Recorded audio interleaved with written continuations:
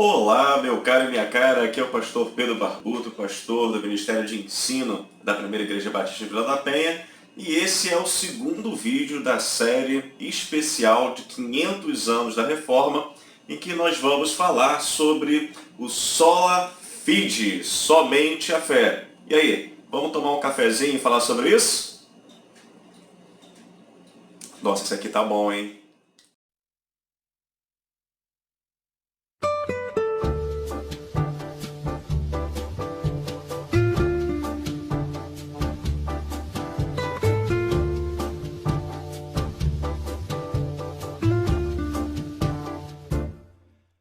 Então, meu caro e minha cara, falando aí de somente a fé, né, nós lembramos do texto principal da Reforma Protestante, que foi o texto, digamos assim, redescoberto por Martinho Lutero, da Carta de Paulo aos Romanos, capítulo 1, versículo 17, que diz assim, falando sobre o Evangelho. De fato, é nele, no Evangelho, que a justiça de Deus se revela pela fé e para a fé, segundo o que está escrito, aquele que é justo, pela fé viverá. Eu dei aquela engasgada porque a gente fica com o João Ferreira de Almeida na cabeça, né, que fala simplesmente o justo viverá pela fé, e eu estou lendo aqui a Bíblia, a tradução ecumênica, né, que inclusive é comentada na lição da nossa revista da Escola Dominical Especial, que foi um esforço, né, de cristãos protestantes, cristãos católicos e ortodoxos na tradução do Novo Testamento, e inclusive com a participação de judeus também no tocante ao Antigo Testamento, né? E aí eles começaram, inclusive, né, essa tradução pelo livro de Romanos, dado, né, ele ser assim o estopim daquilo que veio a se tornar um dos grandes cismas da igreja, que foi a reforma protestante, né? Infelizmente, em vez de uma reforma, ela não encontrando reverberação na liderança da Igreja Católica, né, que quis manter o status quo, infelizmente houve o cisma na igreja, né? Já havia existido um anteriormente, entre a Igreja Católica e a Igreja Ortodoxa, e depois a conhecida Igreja Protestante. Meus caros, qual é o foco da nossa lição do próximo domingo, Sola Fide? Por favor, nós não estaremos abordando tão e simplesmente o tema da fé. Não é para que a gente chegue na nossa classe e falemos somente da fé, o que é fé, o que deixa de ser fé. Não. A gente está falando da fé no contexto da reforma, sempre com o objetivo de nós gerarmos nos nossos estudantes a vontade de repensar a sua postura enquanto cristão, repensar também o status quo da Igreja Evangélica Brasileira, né, e ter essa capacidade, gerar essa capacidade de autocrítica.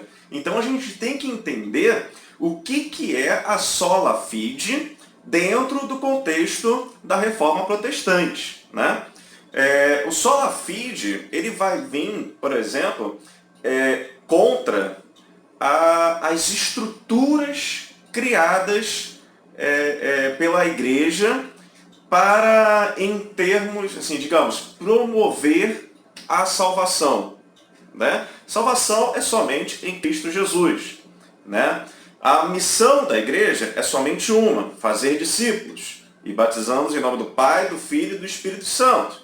Essa é a missão da igreja.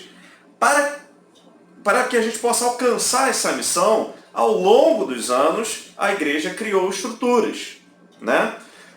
Criar estruturas para que a gente faça cumprir a missão é saudável, é ok, nós temos que realmente nos estruturar. Contudo, nenhuma estrutura pode se tornar um fim em si mesmo, porque isso não é saudável. O problema não está na criação de estrutura, o problema está na cristalização de uma estrutura, em que aí eu passo a trabalhar em função da manutenção da estrutura e não uso a estrutura em função do cumprimento da minha missão, né? Isso é completamente disfuncional. Uma estrutura, ela pode ser revisada a qualquer momento, porque aquilo que deu certo no passado, talvez não dê certo hoje. Aquilo que comunicou no passado, talvez não comunique hoje. Então, eu tenho que ter sempre esse policiar para eu poder rever as estruturas que hoje estão aí, correto? E na igreja medieval, além das estruturas criadas também, eles estavam acrescentando de maneira ilegítima coisas com o intuito de promover ou de garantir, muito entre aspas, a salvação. Como, por exemplo, a questão das indulgências, a questão também da simonia, né? Que eram compras de favores da igreja, né? No caso da simonia, e no caso das indulgências, coisas que você pagava para poder ter sua alma livre do purgatório, ou garantir a sua salvação, né? Você poder ir direto para o céu e não passar pelo purgatório. Estrutura essa que foi criada, né? Que purgatório não existe nenhuma base bíblica para dizer que existe purgatório, né? Bom, e você vê que a gente, como ser humano, nós temos uma certa dificuldade com a simplicidade, né? Nós temos essa dificuldade com a questão da simplicidade. E, por exemplo, já no primeiro comecinho, né, no primeiro século da igreja medieval, a justificação, ela era concebida, ela era entendida como um pertencer. Eu vou até usar uma cola aqui, porque foi uma parte do texto que infelizmente não pôde entrar na revista, porque a gente fica limitado aos 5.800 caracteres de cada lição da revista, né? Mas aí eu até posso... Por isso, assim, assista ao vídeo, né? Se inscreva, clica aí no inscrever-se, no botãozinho embaixo, no sininho, para quando eu botar o vídeo, você receber uma notificação de que o vídeo foi upado, né? E aí você conseguir ver logo de primeira, né? Porque nem tudo que a gente consegue estudar, a gente consegue botar na revista, porque a gente tem uma limitação física. Então, no vídeo, eu, por exemplo, posso estar acrescentando. Por exemplo, você tem uma questão da concepção medieval da justificação, que era um pertencer a Deus na ordem da existência. Justificação era entendida como o homem se tornar parte da deidade. Olha que coisa assim mais esquisita, né? E aí Atanásio, que foi um dos pais da igreja, chegou a declarar: Cristo tornou-se homem para que nós pudéssemos nos tornar deuses. Olha que estranho, né? E aí uma derivação lógica desse pensamento é que o pecado ele é entendido como uma brecha nessa ordem do ser, né? É uma falha. Falha essa que como ela pode ser consertada? Através dos sacramentos e das penitências que eram oferecidas por quem? Por quem? Por quem? Por quem? Por quem? Pela instituição da igreja, né? Ou seja, você vê que quando a pessoa sai... E de onde surgiu essa ideia toda de Atanásio? Né? De onde surgiu esse negócio? Foi do diálogo do Evangelho com a filosofia, que eu até coloquei na revista. Em alguns aspectos, isso trouxe uma coisa boa para o cristianismo? Sim, trouxe, com certeza. Mas a gente tem que sempre tomar cuidado, e aí falando num bom português, para não viajar na maionese.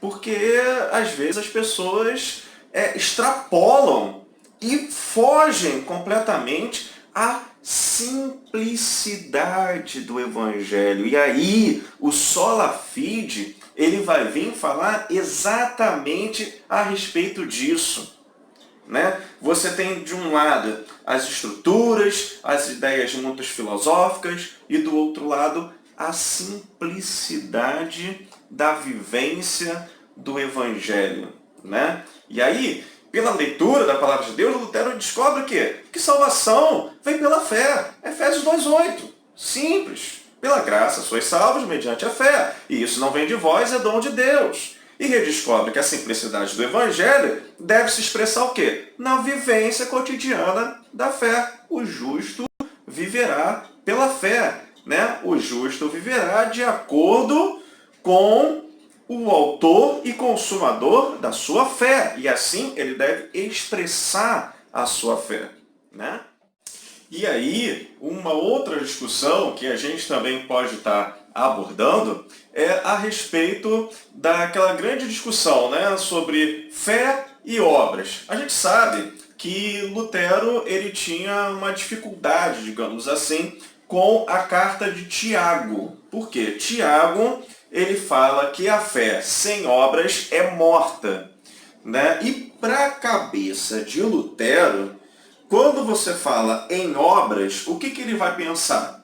Ele vai pensar nessas coisas, ações que as pessoas faziam, como sendo coisas para poder garantir meios de salvação fora a salvação em Cristo Jesus, né? São esses pagamentos, essas coisas de troca, inclusive pecuniária mesmo, né? De dinheiro. Então a dificuldade de Lutero é com esse tipo de obras, né? E aí, quando ele lê a carta de Tiago, ele lê com os óculos da sua época. E aí por isso que ele chega a dizer que Tiago, ele faz uma crítica bem contundente à carta de Tiago por conta disso. Só que o que a gente tem que pensar, gente, nós temos que botar os pingos nos is. Afinal, a gente está bem distanciado, né, dessa época de Lutero. Muitos e muitos anos de pensamento teológico já se passaram e a gente hoje pode dar uma ideia correta. Assim, não existe absolutamente nenhum tipo de contradição de Paulo e Tiago. Paulo está dizendo que o único meio de salvação é pela fé. É isso que Paulo está dizendo. O que Tiago está querendo dizer é o seguinte: olha, a fé sem obras é morta.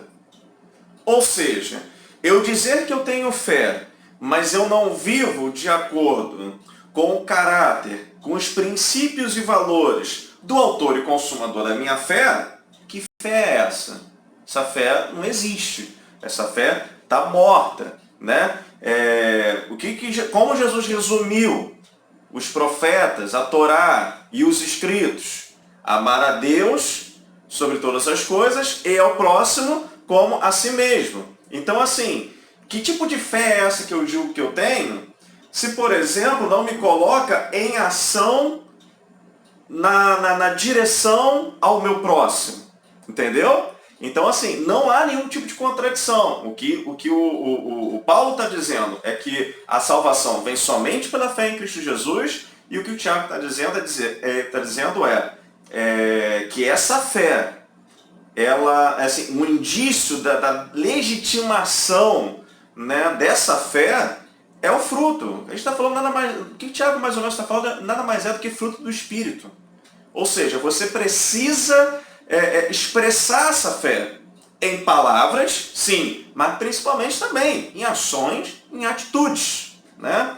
Afinal, sem fé é impossível agradar a Deus. Tá ok? Então, meus caros, Deus os abençoe, os inspire e os use para a honra e glória dele mesmo. Amém? Um abração, até mais!